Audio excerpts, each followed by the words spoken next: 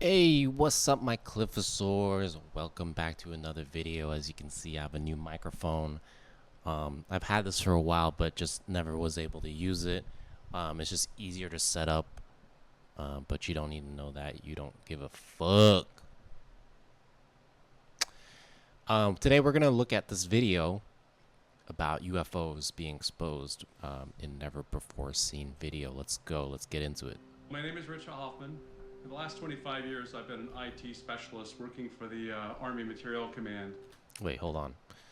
Let me make sure that the volume is good enough, because I know the last video was not good. And so I'm largely doing cybersecurity. I'm doing a whole lot of other things with that, enterprise architecture.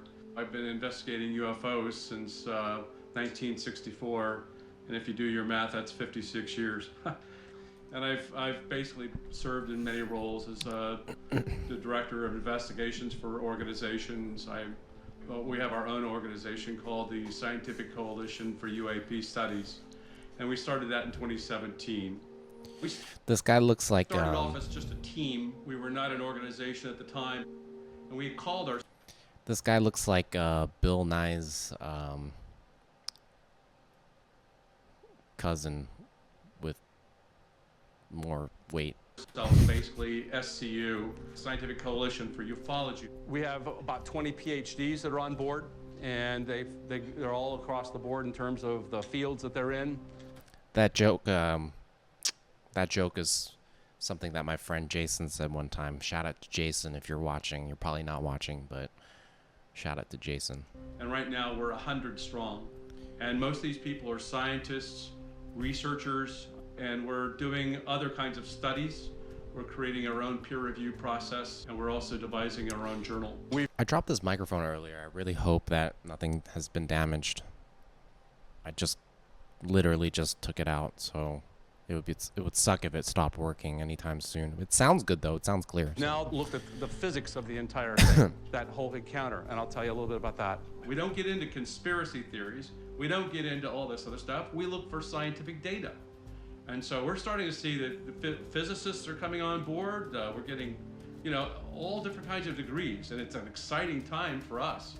So let me show you this. This is a video that was taken with a thermal camera.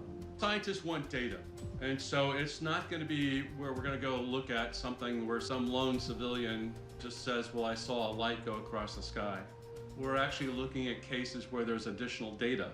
This is, of course, at 9 o'clock in the evening.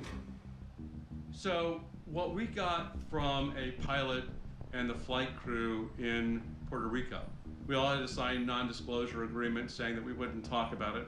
And so we got a 3-minute and 54-second video of an object. Here's the airport. Could it just be a drone? I mean, see the object. Every time I see these videos, they're always like grainy. Like, why? We have like legit like phone cameras that are like film, like you could make a movie with them.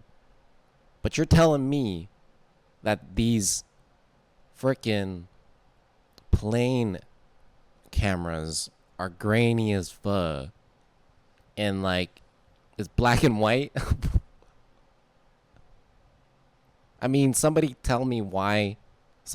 tell me why that's the case, because I feel like at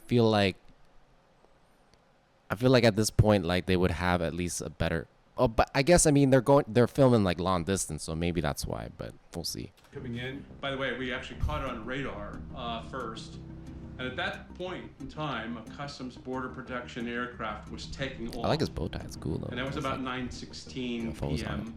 So it was already nighttime. They had just taken off, and they contacted the control tower because they said, well, I thought you said that we were cleared for takeoff. And what is this object that's up here that's coming toward the airport? And so they basically watched and tracked and filmed that object this music. for 3 minutes and 54 seconds.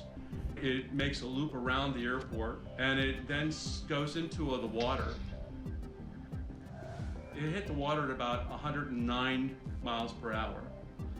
And then it pops up out of the water, and it splits into two identical objects, which have. Imagine if it was an different actual radar alien signatures. just sitting on a chair, So we questioned it at first. flying around. We actually took a look at the radar, and we confirmed it matched all of the telemetry that you see on the actual screen. It's So we Superman. ruled out fakery at that point because we now have confirmed that it was, everything about it was accurate.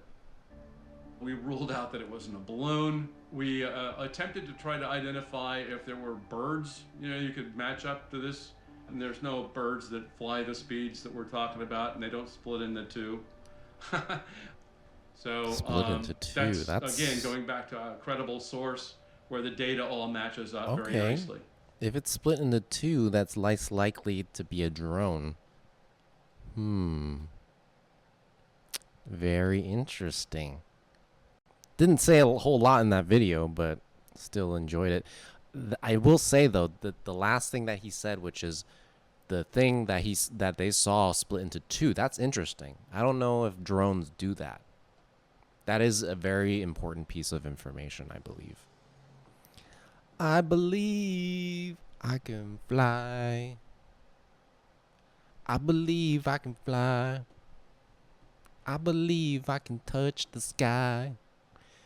Think about it every night and day. Take my wings and fly.